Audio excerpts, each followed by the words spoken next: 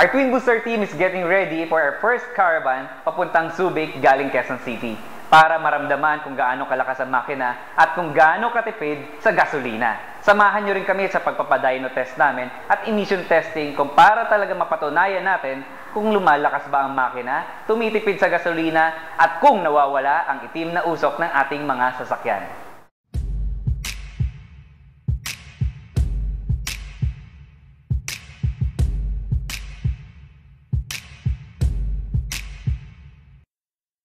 The Twin Booster team nandito sa isang gasolinahan along NLEX for the preparation and final take-off point para sa aming first caravan papuntang Subic galing Quezon City.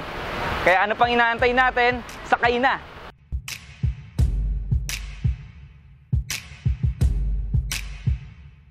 Ako si Mark Medjudia. Kasama ako sa caravan ng Twin Booster ngayon. Ang sasakyan ko po ay Pajero 2011. Ako po si Engineer Alan Daypuyart. Kasama po ako ngayon sa Twin Booster Caravan. Ang dala ko pong sasakyan ay yung Explorer Ford 2012 model.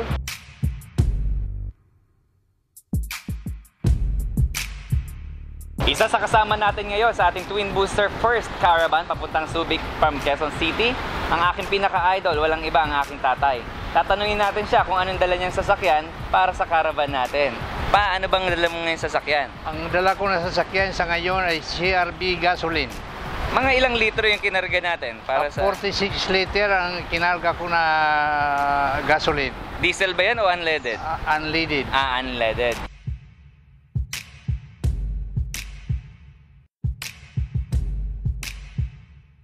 Gusto kong subukan ang lakas ng makina ng SLK Mercedes-Benz at kinargahan ko ito ng Twin Booster na racing kit. Nagkarga ako ng 41 liters na fuel going to Subic for the first Twin Booster caravan at pagdating sa Subic, alamin natin kung ano ang fuel consumption ko.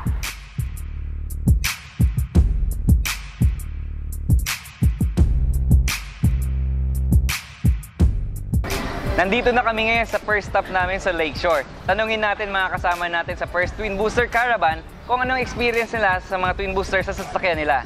Sir Mark, kapag umo-overtake ka sa convoy natin, ano nararamdaman mo ngayon habang mayroong Twin Booster yung sasakyan?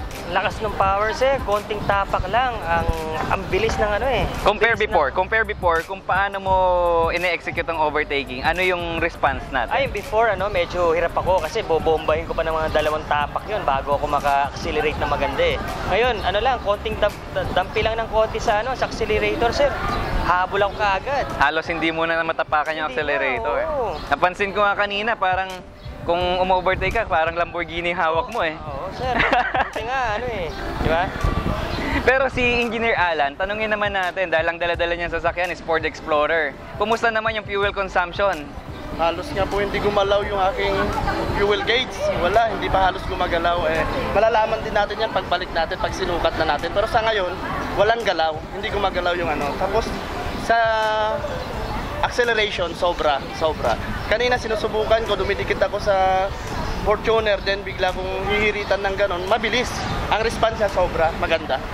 So ang narinig natin sa kanila, puro power. Mamaya susukatin natin yung accurate response pagdating naman sa fuel savings.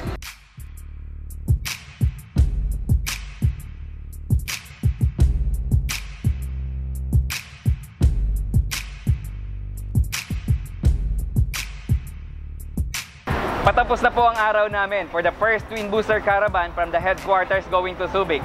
Pabalik kami ng Subic going to headquarters. Lahat kami sabay-sabay naming ni-record ang aming mileage. So ibig sabihin, para masukat namin accurately kung gaano kalaki ang natitipid namin kapag may Twin Booster ang sasakyan habang meron tayong ginagawang long drive. Magkaiba po kasi ang savings natin kapag city driving at long drive. Tanungin po natin si Engineer Alan sa kanyang Ford Explorer na dinadrive kung ilan na po ang fuel consumption natin sa Ford Explorer. Galing kami sa Subic, kumonsume kami ng bali 126 kilometers ang distance. Bago tayo nagpa-refuel. Ngayon na magpa-refuel tayo, ang Explorer, kumonsume lang ng 12.6 liter. Ibig sabihin, ang Ford Explorer ngayon ay nagkukonsumo lamang ng 10 kilometers per liter na. 10 kilometers per liter na, opo. Ang tanong ko, Engineer, nung wala pang Twin Booster ang Ford Explorer, ilang kilometro per litro ang nakukonsumo? Sigurado ko po, 4.2 lang maximum yon. 4.2. Kadalasan 4.0 pa.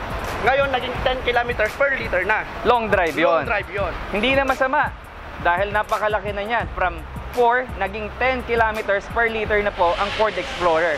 Tanungin naman natin si Sir Mark pagdating sa kanyang Mitsubishi Pajero. Sir Mark, kumusta po yung takbo natin? Maganda sir, maganda. Sobrang tipid Kumusta sir. yung hatak? Yung hatak, maganda yung ano sir. Hindi ako hirap mag-overtake. Konting tapak lang. Ano kaagad yung Responsive naman. Responsive Pero pagdating naman doon sa fuel consumption, ano yung napansin mo? Ano ba yung naging fuel consumption natin nung sabay-sabay nating sinukat? Ang tipid sir, 13 kilometers per liter ako. Dati 10 lang, wala pa akong twin booster. From 10 to 13 kilometers. So talagang makikita mo, doing the math, more than 30% ang natitipid natin kaagad kapag may twin booster. Pagdating naman sa minamaneho ko sa sasakyan ng Mercedes-Benz SLK, umabot po ako ng 11 kilometers per liter. Kayo na pong magtanong sa Mercedes-Benz kung ano ang fuel consumption ng SLK. Talagang napakatakaw niyan dahil sa makina pa ng 3.2 liters na. So ano pang inaantay natin? Dalhin nyo ng mga sasakyan nyo papunta sa aming headquarters. Pag-usapan natin kung paano natin papatipirin sa konsumo ng gasolina ang mga sasakyan nyo. See you there!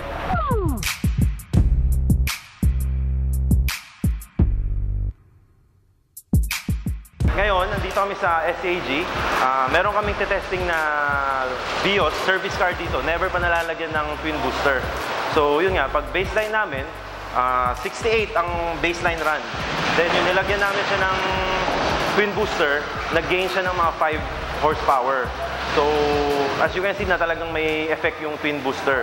Malaking bagay na yung 5 horsepower compared sa stock na 68. So yung 5 horsepower, mafe-feel mo na yun na talagang may improvement sa engine nyo. Yung performance, yung response, bumilis. Tapos yung horsepower, well, mas mataas ang speed na ma-attain ninyo compare sa stock. For us, sa SAG, thumbs up, okay.